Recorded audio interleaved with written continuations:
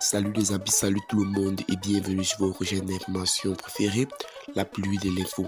Ici, vous avez l'actualité africaine et mondiale en temps réel. Et bien les amis, si vous êtes prêts, alors on peut commencer. Et bien les amis, avant de commencer, n'oubliez pas de vous abonner à la chaîne et d'activer la cloche de notification pour ne plus manquer nos prochaines vidéos.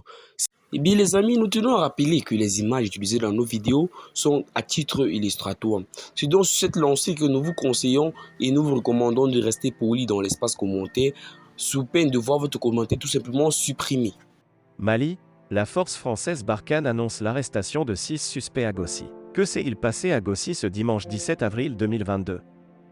Des sources locales dénoncent l'enlèvement de plusieurs bergers par la force française Barkhane qui a démenti ce lundi et apporté sa version des faits. L'armée française, qui est justement en train de se désengager de cette zone, a immédiatement réagi à cette information mise en ligne sur les réseaux sociaux.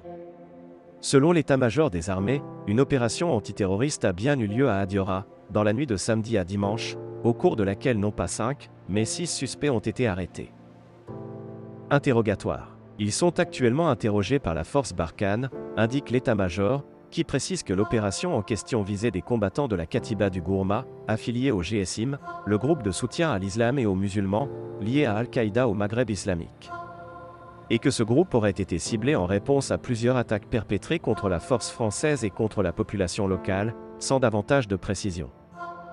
Selon la procédure en vigueur, les 6 suspects seront, en fonction des conclusions de leur interrogatoire, ou libérés ou remis aux autorités maliennes.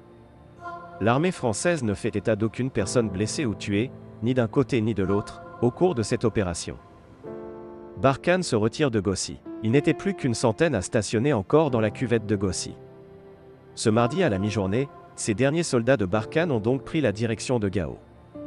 La base de Gossi était opérationnelle depuis septembre 2018. Cette présence au cœur du Gourma permettait de sécuriser la route nationale 16, axe stratégique. Elle était également très utile pour lancer des opérations dans la zone des 3 frontières. La vocation de la BOT, base opérationnelle avancée de Gossi, était de maintenir une pression permanente sur les groupes armés, en particulier sur le GSIM. La force Barkhane au Mali se résume désormais à 2 emprises, la grande base de Gao sur le fleuve Niger et celle de Menaka dans le Liptako. À leur tour, elles seront rétrocédées au Fama d'ici quelques semaines.